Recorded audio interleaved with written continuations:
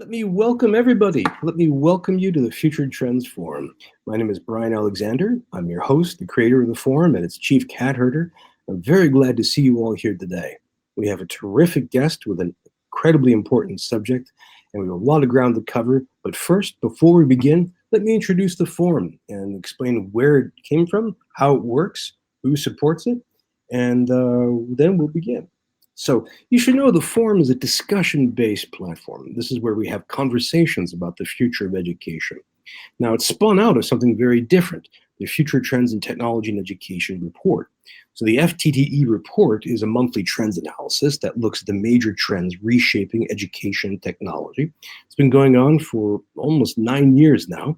If you haven't seen it before, just go to ftte.us and download a few sample issues or subscribe. Now, the FTTE report and this forum are both part of a broader project called the Future of Education Observatory. Now, the goal of the observatory is to be a multimedia, multimodal, participatory, and open attempt to grapple with the future of higher education.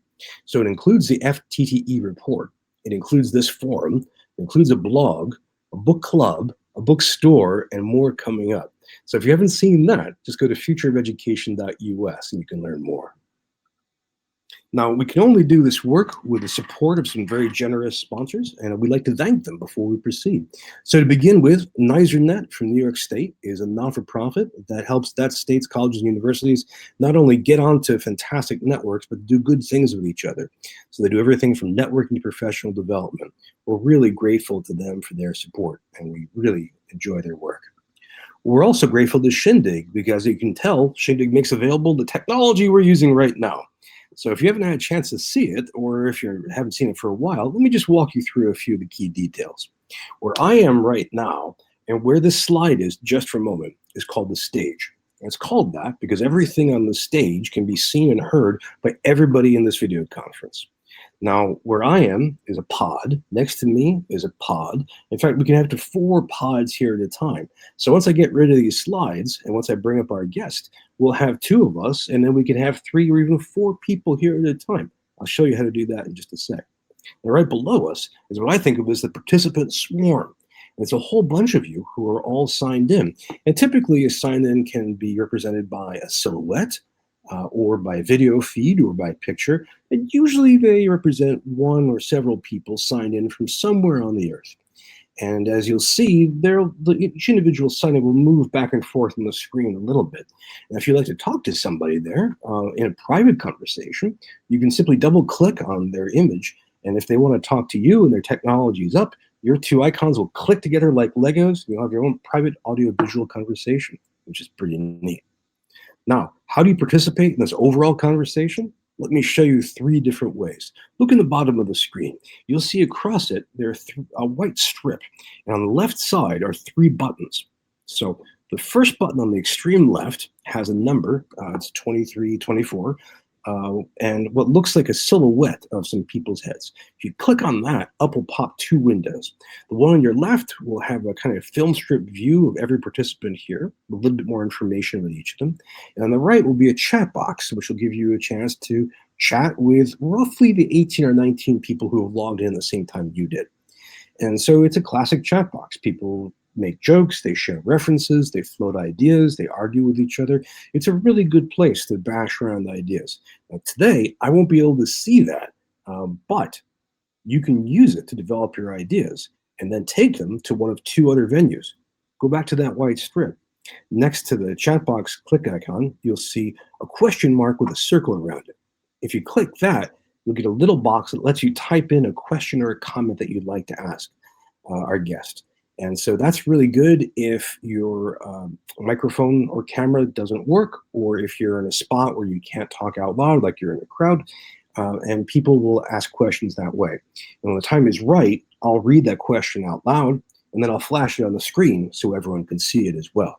Now, back to that white strip, you'll also see a raised hand with a circle around it. Click that if your microphone and camera are working and you're in a place where you can talk out loud.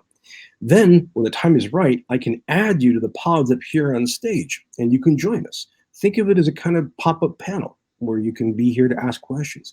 It's really easy to do, and I really recommend it because it really maximizes the technology, gets the most of the video conferencing frontier. So those are 3 methods that you have. And if that's not enough, you can head over to Twitter and we'll find people using the hashtag FTTE. And in fact, Lear Lobo has already been sharing ideas. And we have a question coming up from, from Matthew Bodie. So if you are more comfortable on Twitter, you can type in questions there. And also we find people sometimes tweet out a conversation that happens here to try and connect the forum with the larger Twitterverse. So we'll be checking Twitter. I'll also be answering your questions. These are all different ways of participating. Pick the ones that really maximize your benefit. And we want to thank Shindig for making the technology available. We also would like to thank our supporters on Patreon. If you haven't seen Patreon, Patreon is a crowdfunding site, kind of like GoFundMe or Kickstarter. It's a way for people to contribute to the ongoing success of a creative project. In this case, it's the Future Education Observatory. And you'll see, if you click on that site, that there are more than 110 people who contribute as little as $1 a month just to keep the machines running and the lights on. In fact, on the screen here, you'll see this list of people. These are people who contribute as much as $10 a month to keep everything going. And folks like Michael Haggins and Chris Lott, Corey S., Bob Johnson, we're really grateful to them for their support. Join them if you can. Now, that's where the forum comes from. That's how we hope it works, and that's how we know it works. That's who supports it. What I'd like to do now is introduce this week's guest. I am really delighted to introduce and welcome a fellow author with Johns Hopkins University Press, Henry Reichman. He is a wonderful scholar, a historian by training, and he is also the author of a new book on academic freedom. So if you haven't had a chance to see this yet, it's a fantastic book from Johns Hopkins University Press. It covers an awful lot of ground. It is a very passionate book, well-informed with current events and research, and I think is required reading for anybody in or adjacent to higher education. Professor Reichman, welcome. Oh, glad to be here. Thank you, Brian. Well, I'm so glad you can come. I'd like to begin by asking, first of all, are you speaking to us from sunny California? Yeah, from the Bay Area. I live in Albany, California, right a few houses away from Berkeley. Very nice, very nice. Well, I'm glad. I'm sure all of our sympathies are with you for dealing with the difficult weather. I like to ask every guest, as a way of introduction, to ask them what they're going to be working on for the next year. So, looking ahead the rest of the summer, the fall, the spring of 2020, what's going to be uppermost on your agenda? Are you working on a new book? Are you going to be doing more stuff with the AAUP, or what's the next new book? Well, a bit of both. I continue trying to promote this book, and particularly in the fall, I have a number of speaking engagements in Iowa, in Wisconsin, in Chicago, in New York, in Michigan, a few others. And I continue to chair AAUP's Committee A on Academic Freedom and Tenure. We meet twice a year. And we're working now on a number of ambitious policy statements, which I hope to be involved in. But I also am going to hopefully this summer start and maybe even finish a new book. Johns Hopkins has a series of short titles, they're all of the same format, kind of to try to introduce people to different aspects of higher education. And they've asked me to work up a proposal to write such a book, probably about 150 pages, something like that, in paperback on what is academic freedom. So I'm hoping to do that this summer. Well, you have the germ of that, not just in this entire book, but I want to say chapters 1 and 2, which do a deep dive. No, chapters 1, 2, and 3, a deep dive into the history of academic freedom, some of the controversies around it, why Stanley Fish thinks it's a bad idea, and so on. Yeah, well, that's chapter 1 of the book is kind of an overview of the situation today, for looking ahead in the next period on the basis of what the AAUP has learned in its first 100 years. And then the second chapter, which was originally a lengthy sort of review article, looks at a lot of some recent books, some of them not all that recent anymore, I guess, but at least within the last decade, that have discussed academic freedom on a kind of theoretical level. And then, as you said, chapter 3 is about always the thorniest issue of academic freedom, the right of faculty members to, or the AAUP has come to call extramural expression, but we really mean the right to speak as a citizen on issues of public concern without fear of university discipline. Well, it sounds like you're halfway through your new book already. Excellent. Well, I've been living this the last 8 years or so. I've been on Committee A. It's been really the great honor of my whole academic career, I think, to have the opportunity to do this work. Well, it's tremendously important work, especially over the past 4 years. Thank you for doing that. Friends, I'm going to have a whole series of questions I'd like to bombard poor Professor Reichman with. But over the next half hour, your questions are especially important, and I'd like to hear from you. So again, as we proceed, if you've had a chance to read this book, think about some of the responses you have, some of the questions you have. If you have or haven't had a chance to read the book, think about how academic freedom plays out in your life. If you're a faculty member, a librarian, a student, a trustee, a concerned parent, or a voter, and see what you think about this. And again, reach down to the bottom of the white strip of the screen and click the appropriate button. And as I say this, we already have one question. So let me give you an example of the question played out. I will put this on the screen for everybody to see. This is a question from the excellent Fred Bashirs, who asks, does the ongoing adjunctification of the professoriate threaten academic freedom? Oh boy, this is like, to me, he just pitched me a softball, because my argument, in fact, one of the arguments I make in the book, and I've been trying to make, and I'm going to make it the centerpiece of a major lecture I'm giving in Michigan in the fall, is that the single biggest threat to academic freedom is not external. It's not not they're real threats externally, of course. Threats on Twitter, social media threats, legislative cutbacks, all that kind of thing. And there are even threats from students, etc. But the biggest single threat has been the erosion of the tenure system. I mean, only about a quarter of today, those who teach in higher education today, including graduate student employees, are even in the tenure system, much less have tenure. And ever since its creation in 1915, the AAUP has argued that tenure, which, by the way, is not guaranteed lifetime employment, it simply is that once you've proven yourself in your discipline, that you have the expertise to qualify for full academic freedom, you can only be dismissed for cause after a due process hearing of with your peers, in which the university has the burden of proof that you have violated something. We don't define what cause is. Some things are pretty obvious. Plagiarism, for example.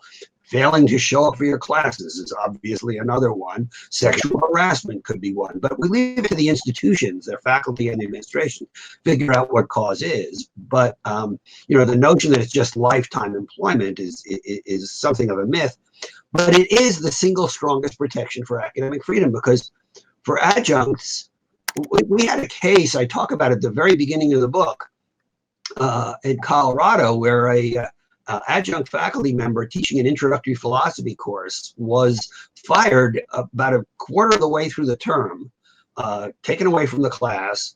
It would appear clearly, although the university denied, the community college actually denied it, in retaliation for complaints he made about some curricular changes that had been imposed upon him. And the irony of that situation is we investigated it. It's a very important report. We placed that college administration on our censure list. But the really frightening thing is we only could do that because they were stupid. They could have simply ignored it, and at the end of the semester just said, we're not renewing your contract. And it probably would never have come out that the real reason was because he was outspoken. And so this is I think the single biggest threat to academic freedom now. That it varies, of course. Urban community colleges tend to have more reliance on adjuncts. Small rural colleges don't have a big adjunct pool, so they tend to not. But even today, full-time full-time jobs are more frequently off the tenure track than on. And this is something that I really think we need a coordinated major campaign to change. And a lot of people say, well, it's inevitable. That ship has left, et cetera. But, when the AAUP was formed, nobody had tenure except a handful of really elite, famous professors. And as late as 1940, when the AAUP and the Association of American Colleges issued the Statement on Academic Freedom and Tenure that is now kind of the landmark, the gold standard for academic freedom, very few institutions had a tenure system, and yet we changed it. So if we did it once, we can do it again. That's the most optimistic thing I've heard today. It gotta be. What's the alternative? Well, that's true. Fred, thank you for the really good, sharp question, and thank you, Henry, for the answer. And let me welcome people who've just been coming in. Good friends of the program, Vanessa, Roxanne, Matt, Jacob. Good to see all of you here. Hello, Jeremiah. Hello, Monty. We have another question that came in from someone who couldn't be here today, the excellent Peter Shea, who asks you another, maybe not a softball question, but definitely a big question.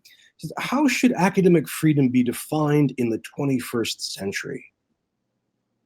Well, I think it should be defined in the 21st century essentially the same way we defined it in the 20th century, which is that it has three basic elements: the freedom in the classroom to teach your subject. Now, it's to teach your subject. You don't have the freedom to just simply come in and say, I know this is a math class, but we're going to spend most of the time talking about politics because that's what's bugging me now. That's not academic freedom. Occasionally, of course, a major incident happens. Faculty members often feel obliged to devote some course time to something other than the usual topic, but that's unusual. So it's freedom in the classroom to teach according to the standards of your discipline as you understand that discipline. Secondly, freedom of research to choose your own topics. And most importantly, and this is where I think a 21st century challenge really faces us, is to control the results of your research. Historically, colleges and universities provided opportunities for faculty members to do research. But if the faculty member made some discovery, published a book, made an invention, did whatever benefits came from that, including profits, monetary benefits, went through to the faculty members. Sometimes the university provided extraordinary support, a special lab. They'd make an agreement that the faculty member would pay for something if it resulted in income. Increasingly now, however, universities are demanding that faculty members sign over their intellectual property rights in advance. Right. And the University of California does this now. And it's really terrible. They don't do it so much for copyright. And I know my friends in the humanities and social sciences say to me, they say, well, why is this a big deal? They're going to invent these things. The university can put an invention in. I said, well, yeah, but how would you like it if you wrote a book and then the university said, well, no, we own the copyright. Right. And not only do we decide, not only we get the benefits, the profits, not only we decide who's going to publish it, we decide even if it's going to be published. So this is the second area. And then the third area, of course, of academic freedom, how we define it, is what I mentioned before, that freedom of extramural expression. And the real challenge in the 21st century is the challenge of social media, which has made faculty expression as citizens so much wider available. And the same principle should apply, that faculty members have the right to say things, including sometimes to say some pretty stupid things on social media without discipline, assuming it doesn't go to the fitness for the position, which it rarely does. Although I would say that many faculty members are well advised to, pause a moment before they hit send on some things. Well, that's that fitness for the position is a really, really key point. Peter, thank you for a great question. And Henry, that's a perfect outline of it.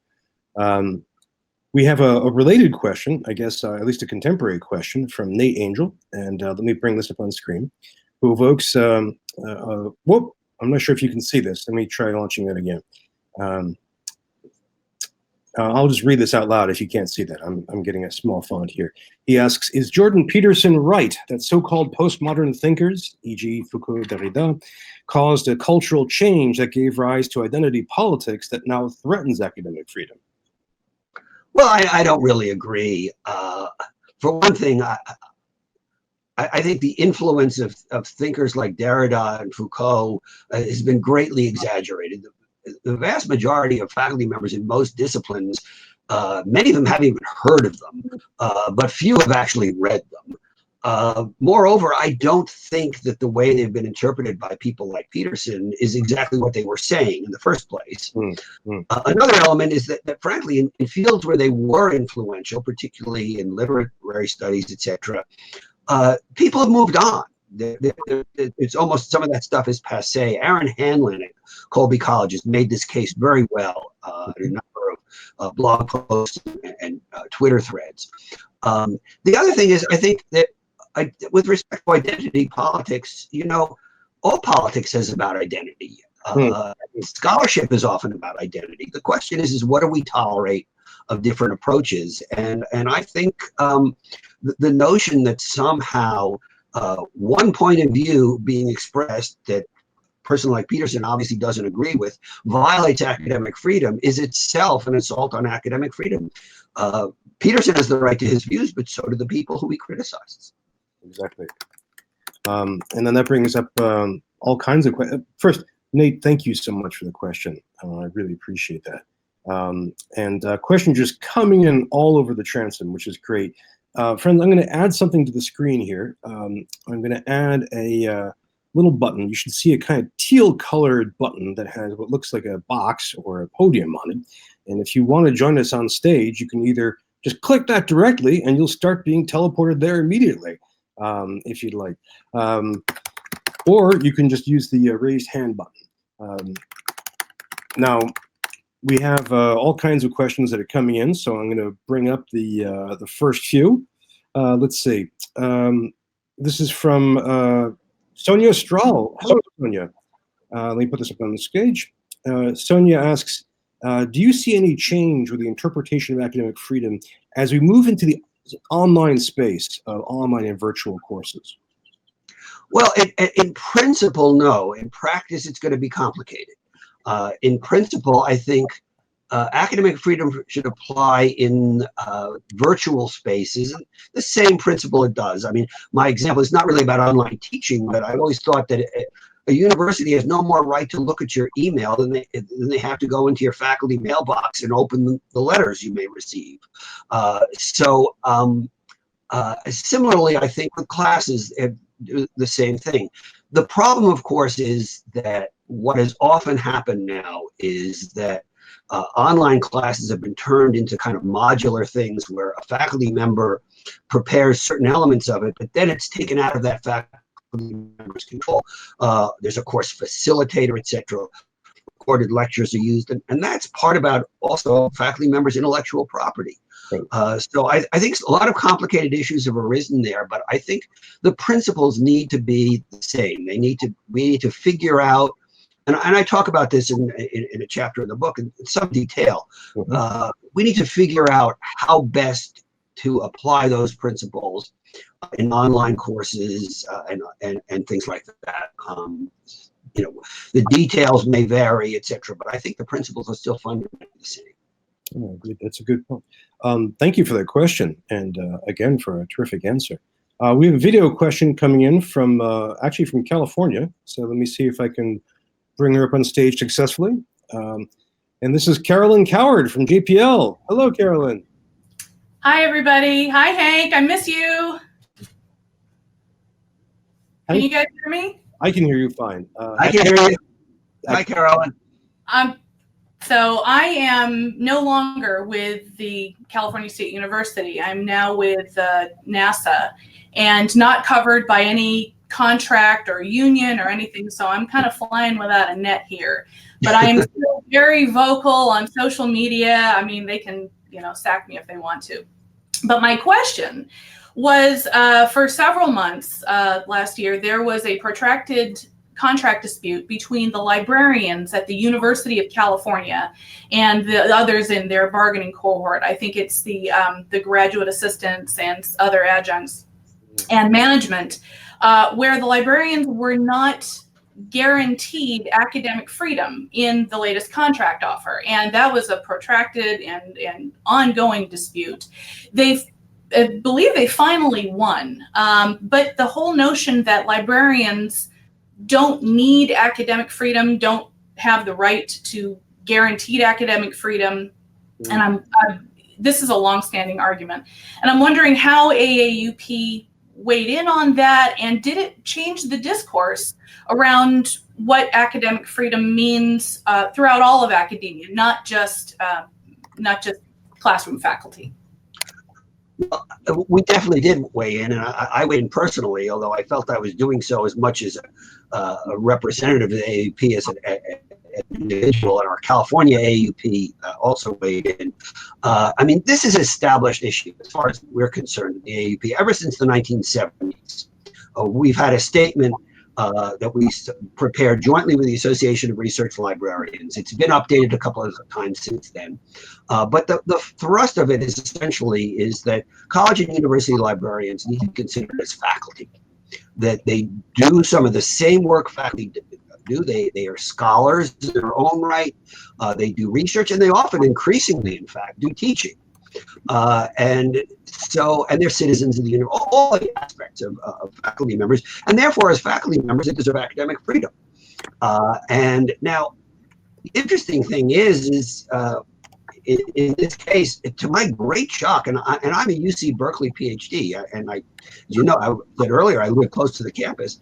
I discovered that when the union attempted to strengthen academic freedom protection, putting in the contract, the university came back not by saying we don't need it in the contract, but by saying you don't have academic freedom. You're not faculty. Right. And so both those statements are false. Now, how the University of California categorizes people is one thing, but what they really do is quite a different one. And they really are faculty. Remember how members, no matter their categorized, and they deserve academic freedom. So I spoke out against it on our blog. The AAUP passed a resolution. We called it, and I think that, frankly, the University of California was extremely embarrassed by what happened. And they came back to the librarians and said, look, we're not going to put it in the contract, but how about we expand our existing academic freedom policies to include not only librarians, but all what they call academic employees, which extended it to research assistants and other people like that. And there's now a policy, I think they just recently completed the comment period. I've read through that policy. I think it's a very good, very strong policy. So I was very pleased with the way that worked out. And I just want to add one thing is, I got my start in this intellectual freedom area back in the early 1980s when I was employed for a while as assistant director of the Office for Academic Freedom at the American Library Association. Oh, wow. So, and for about 35 years, I edited this periodical that they produced called the Newsletter on Intellectual Freedom. It's now morphed into something else. I no longer work on it. 35 years was enough. But so I have a big soft spot in my heart, not just as a scholar who uses libraries, but as somebody who's worked with librarians and really have seen how strongly librarians stand up for intellectual freedom in ways that, frankly, sometimes I wish my faculty colleagues would learn from. And I thought it was astounding that the University of California management would not guarantee librarians academic freedom, knowing that we were going to put up a heck of a fight. We were going to go public. We were going to go loud. Didn't they already know this? Well, Carolyn, as I think you may know, I spent 9 years on the collective bargaining team in the Cal State system for our union, the California Faculty Association. And one of the lessons I learned was sometimes the administration are your greatest organizers. Yes. They know how to put their foot in their mouth better than anybody else. And I'm really not talking about all administrators, obviously, but the higher up you go, the more, and this is true, many areas of society, not just higher education. The higher up you go, the more people are distanced from the real concerns of everybody. The more their egos take control, and the more they end up being shocked when people don't agree with them. Wow. Terrific question, Carolyn. Thank you. We have a whole bunch of questions that are continuing to file in, Hank. If I can ask just one grace note on Carolyn's question. In the AAUP's eyes, or at least in the eyes of Committee A, is there a difference between librarians that have tenure and those that don't? Well, from the vantage point of the AAUP, we're all faculty, and that would include librarians. We consider that all faculty, certainly all full-time faculty, a little bit more complicated for part-time, but their principle is the same. That if you've been, after a suitable probationary period, which the 1940 statement defines as 7 years, a faculty member should be granted tenure. That is permanent reappointment. And we in the AAUP have considered whether a university has a tenure system or not. We think that person has what we call tenure. Now, some institutions have developed systems where they don't want to use the word, so they develop something we've come to call de facto tenure. But basically, even if it's an institute, even if it's somebody who's been hired on annual contracts every year for 15 years, and the university says, well, it's not tenure, it's come up for review every year. We say, well, as far as we're concerned, he's tenured. And I think that applies to librarians as well. So the principle is the same because they're faculty. So our principle is that tenure is something that we will. So if an institution says we don't have a tenure system, we don't have to obey what you say, we say, of course you don't. We don't have any legal enforcement. But as far as our policies are concerned, this is the standard to which we hold institutions, whether they claim to meet that standard or not. Thank you. Thank you. And again, Carolyn, thank you for a really good question, bringing up libraries. As always, the Future Trends Forum is a big fan of libraries. We have another question from a different angle, which bounces off an earlier question. This is from Jonathan Parts, a professor at Colorado State University, who says, isn't the big threat to academic freedom neoliberalism, not postmodernism? How can a principle based on serving the common good survive in a neoliberal world? I'll put this up on the screen again. Well, I think we probably more, I think I'd probably more agree with that. Certainly the spirit behind what you said. I'd like to shy away from terms like neoliberalism and postmodernism in these discussions because they tend to be, they carry ideological and political baggage. And in fact, there are scholars entitled to academic freedom who don't like either term or don't like one term to do the other, etc. But I do think insofar as what we have seen, Gary Rhodes and Sheila Slaughter have called this academic capitalism. I like that a little better term than neoliberalism. And the emergence of what's been called academic capitalism and the intrusion of business values into higher education and the association with the market and the individual benefit as opposed to common good, it really underpins a lot of these things. I mean, clearly, I said earlier that the so-called adjunctification, the erosion of the tenure system, is the biggest single threat to academic freedom. But it certainly would be hard to deny that that development is part and parcel of the broader development of running universities as if they were corporations and businesses. What my friend Christopher Newfield in his book, another Johns Hopkins Press book, by the way, The Great Mistake, has called The Great Mistake. That's the title of the book as well. Yeah, it's a terrific book, and we've had him as a guest on the program. He's a wonderful scholar, just doing terrific work. He is. I'm a big fan. Jonathan, thank you for the really good question. And speaking of questions, again, more questions are piling up. Friends, if you see how this works, and if your video works, please sign in for one of the video questions. We'd love to have you up on stage. We have a question that came in via Twitter from Matthew Bodie. I hope I'm pronouncing that correctly. who asks, I do wonder how much Turningpoint and its allies affect faculty. I wonder, as I am sure Hank does, how many faculty are not aware of Turningpoint and its allies? That's a good question, and I'm wondering right now how many people in this session know what Turningpoint is. So briefly, if I can say what it is, Turningpoint USA is a far-right conservative outfit.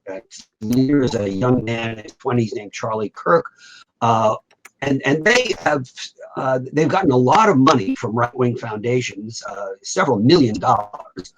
And one of their projects has been something called a professor watch list, in which they create essentially a McCarthyite kind of blacklist of professors who they allege, usually with no evidence, and mostly quite inaccurately, I would argue, stifle conservative speech on campus or promote liberal ideology or left-wing ideology or what have you. And it's an open invitation, of course, one, to harass those people. And many people on that list have found themselves targets of online harassment. And as such, the list itself is, well, they're exercising their First Amendment freedom to do that. I mean, I can't stop that. But the impact, of course, is a major threat to academic freedom. And I do worry that that faculty members are not aware of it. When at one point, when they started the project, we collected a petition. We had, I think, about 1,200 signatures of people around the country demanding that their names be added to the professor watch list, because they thought it was, in a certain sense, an honor. Well, I thought it was a clever and good approach to deal with it. But on the other hand, you know, it could be a little scary. But I also worry not just if faculty members aren't aware of it, but if they are aware of it, do they self-censor? Do they then say, and this came out as a similar kind of list, Canary Mission, which is anti-BDS, pro-Israel group, and they've been labeling people. And I was speaking about my book in Baltimore a couple of months ago at a coffee house, and the guy in the audience is a part-time faculty member. He taught Middle Eastern studies. Mm-hmm. And he told us that he was afraid in his class to even cover the Israeli-Palestinian dispute. Now, how do you teach about the Middle East and not cover the Israeli-Palestinian dispute? But he was afraid that one side or the other, and I haven't the faintest idea what his views are, but he was afraid that one side or the other would subject him to harassment. He was not a tenured faculty member. He was a part-time faculty member. So I'm concerned not so much about, also about the people who've heard of Professor Watch List and are intimidated by it. I wonder, that brings us right back to the part-time faculty story as well. Yeah, it does. We have a question from a different angle. Let me put this up on the screen here. And this is from Kate Borowski at Southwest Minnesota State University, another librarian. And she asks, we've been working to adopt more open educational resources. I was surprised to overhear a few faculty citing academic freedom as a reason for not exploring this. Is OER a threat to academic freedom? I don't think it is by definition, and certainly I can't see a threat to academic freedom in exploring it. What I think the concern that many faculty members have raised, and we need to raise before, is that requiring people to put their research or their scholarship in open access deprives them of their rights to academic freedom and research to control the results of their research. I think that in many fields, certainly, open access is the best way to really contribute to scholarship in your area. But there are fields, particularly in the sciences, etc., where that may not be the most advisable thing. So my main position is that anything like that needs to be voluntary. That faculty members should not be obligated to do specific things with their scholarship. They may be encouraged to do so, but they should not be required. I see. That's a good distinction, and a subtle one. Thank you, Kate. We have another question from Jacob. Forgive me if I mispronounce your last name. Jacob Gowell, who asks, what is the relationship, both conflicts and confluences, between educators' freedoms and students' freedoms? You know, that's a terrific and very important question these days. When the AAUP was first founded, it based its understanding of academic freedom in part upon the German tradition of Lehrfreiheit and Lernfreiheit. Lehrfreiheit is the freedom to teach. Lernfreiheit is the freedom to learn. The academic freedoms the AAUP has defined for 100 years has been mostly Lehrfreiheit, the freedom to teach. But the freedom to learn is an essential partner, of course, of freedom to teach. And when people sometimes use the word student academic freedom, it's their freedom to learn. And learning involves mistakes. It involves the ability to speak out. A student who does not feel free to speak, you know, out of fear that, oh, it's going to be wrong or it's going to offend somebody, etc., is a student whose ability to learn may be hamstrung. Now, that's not to say that students shouldn't be advised to think first before they speak, to be sensitive to others, etc. But I think that, you know, while student academic freedom to learn and student free expression rights are different from those of academic freedom, in some ways students have more rights to say things than some faculty members do, especially in the classroom, where a faculty member, it does not have the freedom to teach just one narrow point of view, to indoctrinate students, for instance. A student does have the right to defend a position, even when it isn't supported by the discipline in class, although I don't think the student has the obligation to think, well, I don't believe in climate change, therefore, if I should still get an A in environmental science. But those two rights are closely connected. And actually, before we went on there, Brian was reading a quote from the book that where I don't have it in front of me. I think he may, where I basically said that it's hard to imagine the university protecting the academic freedom of its professors when it violates the freedom of speech of its students, and vice versa. It is difficult to imagine the faculty's academic freedom thriving where the freedom of expression of students and others is restricted. Yeah. So that's couldn't say that myself. Indeed. Thank you for that question. This is a really, really powerful point to make, and a vexed one, especially for students who are minors. We have more questions coming up, including one from Texas. And in fact, let me bring Tom Hames up on stage. Tom is a long-term friend and supporter of the program, and a man with a deep and thoughtful mind. Let's see. Greetings, Tom. Good afternoon, everyone. Can you hear me? Perfectly. Awesome. So my question was, and it's related to some of the earlier topics that you have brought up. Often I hear discussions about academic freedom only being possible in quote unquote safe spaces. How does academic freedom relate to the questions of open versus closed? And, you know, in today's internet age, things become open much easier than closed, but is there a role for having closed debate that allows people to express extreme positions as a mechanism for challenging argument without it becoming a quote on Twitter? Well, I think there definitely has to be. In fact, universities are, by definition. I mean, there's this extent to which universities, especially public universities, are by nature open spaces for all expression, particularly like on the quad, so to speak. But all parts of the university are by no means open spaces, nor should they be. For example, a dormitory is where people live. And so I have every right in my home, right, to say, if somebody comes into my home and starts saying things that I consider racist or anti-Semitic or misogynistic or what have you, to say, I don't tolerate that in my home. Please leave.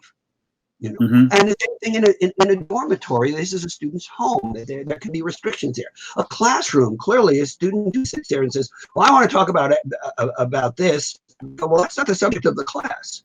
Or we're going to move on now in the discussion. Sure. You have to do that. Plus, students themselves need to create their own safe spaces where they can develop their own ideas. So there's nothing wrong, say, with Jewish students deciding to have a group where they can, on their own, debate and discuss attitudes toward Israel, which vary extensively, without the fear that they'll be airing dirty linen, that somebody might say something that, so I think there's always and the rhetoric about safe spaces is it's been distorted somehow, like this notion that people say, oh, the whole campus is, there's no safe space, all ideas are open on the university campus. Well, no, nowhere in society is it like that. People don't live their lives that way. Sometimes, as Jacob Levy has put it, sometimes you have to close your door and get some work done. So, right. So I think, yeah, I mean, I do think social media has, of course, become ubiquitous and made it difficult to sort of define exactly where open spaces and where safer or closed or limited spaces. I mean, there's language, by the way, in the law about this: a public forum, a limited public forum, and a private forum. Those are three different categories in the law governing free speech. So the boundaries become a little more difficult with social media. But the difficulty of drawing boundaries should not justify the abandonment of the understanding that there are appropriate places for certain things and not for others. Right. No, I'm a little less concerned about appropriateness than I am about, I've heard the argument that I tend to teach very publicly. In other words, I put things out there. My students work on a public WordPress blog. I want them to get used to operating in public and having these conversations where it's not just a conversation between me and the students, but it's also among the students as well as in the broader society of learning as well, or that other people can see it. But, one of the criticisms and one of the arguments I've heard occasionally, not specifically directed at anything I'm doing, but that you should be able to have discussions inside a classroom that stay inside that classroom, for instance. Not because of appropriateness, but, just in terms of, As long as the boundaries are well defined and clear to people in advance, I can see what you're describing as a valuable and important pedagogical method. And as long as everyone understands it, people understand that right. Our classroom is not, but if people understand that a classroom is a little bit different, I mean, the classroom should be a place where students feel free to make mistakes and not be humiliated for them, etc., or outside of the classroom. And this is why, for example, this tendency of people to surreptitiously record professors' lectures in classes and then post them on media, or even surreptitiously record comments students have made and post them on media. It's a terrible development. I've often been asked by students, "Can I record your lecture?" And I always say yes. It's fine. Same here. But I understand sometimes it might not be, and of course, for disability purposes, sometimes you have to allow recordings. It's the law to allow the class. But even then, the student signs a contract that says this is for my personal use, etc. So, if the class has been, look, we have this open thing that's on the internet, and we're going to get feedback from people who are not in the class. Maybe some of them are not even associated with the university. Maybe some of them are thousands of miles away. As long as it's understood and the professor provides guidance to the students of what that means, that's itself an educational experience. I see no problem with it. Sure. Should professors be able to have safe spaces to discuss, Yes, we should. One of the things that I find a little troubling sometimes is academic conferences where people go to the session and you're trying out some new ideas. And the conference organizers are telling everybody, tweet about this. Right. And it's like, sometimes you want to sit there and say, look, I'm putting this paper out there right now because I'm not so sure. Let me get some feedback from people. And So before I refine it. So, the papers will say, not for circulation, etc. And yet somebody in the audience is tweeting, oh, Professor so-and-so just said X. And that might, let's even assume it's not a distortion, intentional or unintentional. It's actually accurate. It still may be that Professor X said, I'm not ready to put that idea out beyond this small group in this session. So I'm a little troubled by that, but the world is what it is, and nothing's ever perfect. Yeah, we may need to redefine the rules there, because once you let it out of the box, it's really hard to control unless you know everyone in the room, and even then. Right. This is true. And and that's why sometimes people, the safe space may be, I'm sending to 15 friends a manuscript of this new article. Please do not send it to anybody else, but tell me what you think. Right. Yeah. Okay. Well, thank you. You raised an important question and a deep one. Thank you very much. We have a couple more questions, but we are running out of time, friends. So if you have questions that are as yet unasked, topics that we have not yet raised, this is the time to get them in before the gate closes. We have a typically subtle question from Mark Corbett Wilson, who asks, going back to the open education resources question, he says, should it be voluntary for faculty to participate in OER, even if faculty are paid from public funds? Short answer, yes, unless those public funds are specifically designated to the specific project. But the salary you get as a professor should entitle you to academic freedom. And the policy of the university should be to allow you to control the results of your intellectual activity. And if it's a little different in terms of a specific grant, say something. That's one. You have the freedom to say, oh, I'm not going to accept that grant. But if you accept the grant, then you go with the terms of the grant. But as part of your general terms of employment, just because you're a public employee, I don't think it would be correct to have it required. Well, that's a very precise answer. And Mark, I hope this gives you what you were looking for. And you asked definitely the right person. We are almost at the very end of the hour, and I wanted to turn this to a couple of topics that haven't yet come up. Also, friends, I'm right now, I can't get to Twitter. So if any of you are adding stuff to Twitter, I can't actually see it. So I think, Hank, if we were at a conference, you might be very happy, but you can't actually see it right now. So I had not really thought of this forum as a safe space. I thought of it as a challenging and interesting one. Well, it really can be. So if friends, if anyone wants to shoot me a comment that you're hoping to get through Twitter, please ask it as a text question here over the next couple of minutes. Hopefully Twitter will come back up, or this is just a local problem. Coming back to the question of privatization, we're living in a time where, as our mutual friend Chris Newfield has pointed out and established so carefully, that states have been defunding public higher education at a per-student basis. Right now, we're about to experience that from the University of Alaska system, just this past week.